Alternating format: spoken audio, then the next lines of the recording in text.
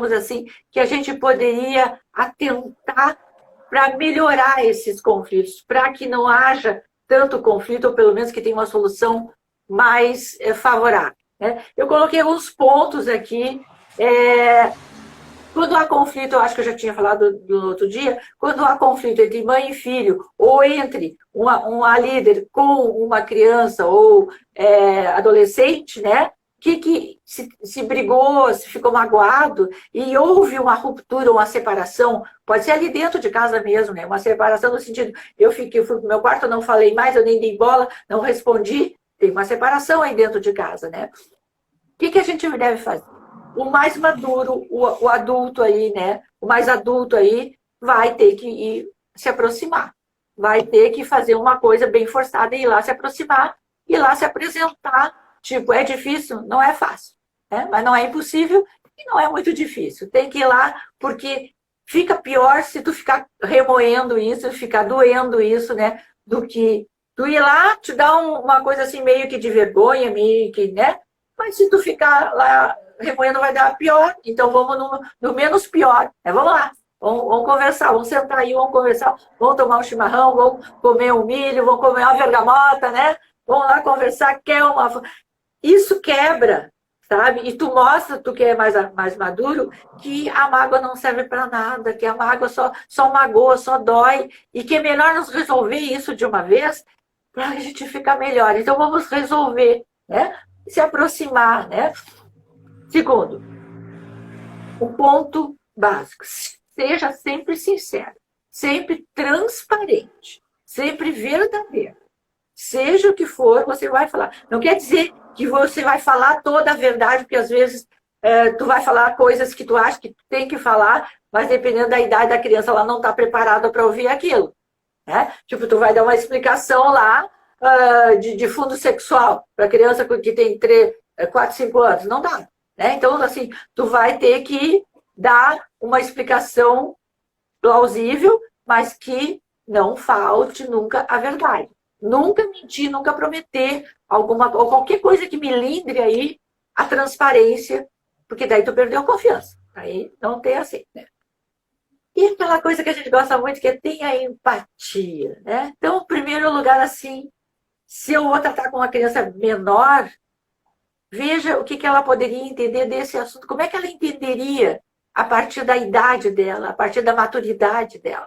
Ah, mas como é que eu vou saber isso? Nossa, tem a literatura aí, temos a internet aí, né? Teve dúvida, procure lá com a pergunta que tu quiser, bota lá no Google que ele te responde e tu lê artigos para saber como é que pensa essa criança, como é que ela recebe, que grau de maturidade ela tem para te falar.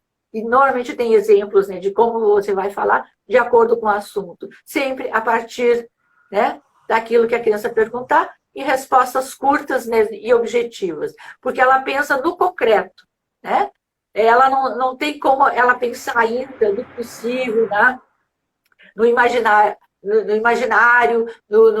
na metáfora. Não adianta, ela não entende.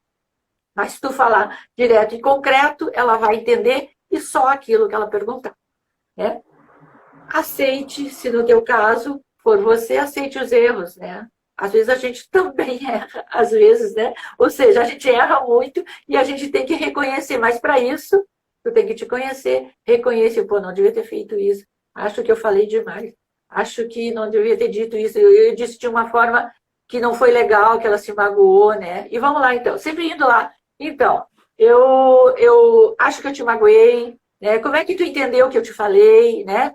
Diz para mim aí como é que tu entendeu das coisas que eu falei, o que tu sentiu.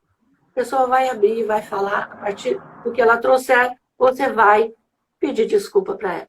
Né? Aqui eu já falei, pede desculpa. Então, aí depois que eu pedi desculpa, depois que eu reconheci o meu erro, né? Eu vou lá reparar esse erro, né? Eu vou lá ver o que eu posso fazer se eu errei. E às vezes tem forma de você reparar o erro, né?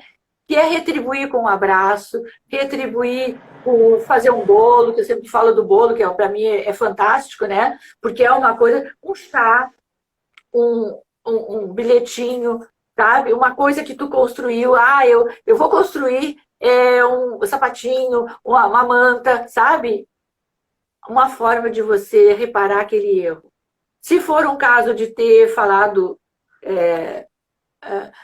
muito alto ou ter entendido errado, transforme esse pedido de desculpa, esse reparo do erro, numa coisa boa. E tem várias formas de você. Leva para um passeio, leva para no cinema, leva para uma coisa que vai ser bom para as duas pessoas. Né? Isso vai ficar marcado e retificado, então, essa mágoa que ficou desse erro.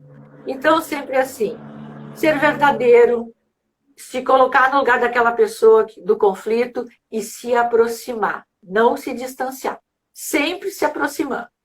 Você primeiro fique próximo, na frente da pessoa, e depois você faça tudo isso. Né? Você tenha gratidão, você tenha empatia, repare os erros, transforme aquele momento que foi difícil num momento bom, mas sempre buscando a pessoa. Então, assim, não tem essa distante, foi para sempre. Não, não tem para sempre.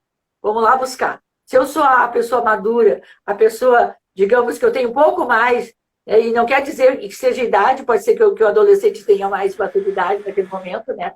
Veja de uma outra forma, mas sempre a aproximação e o resgate desse enlace aí é fundamental, né? Para que a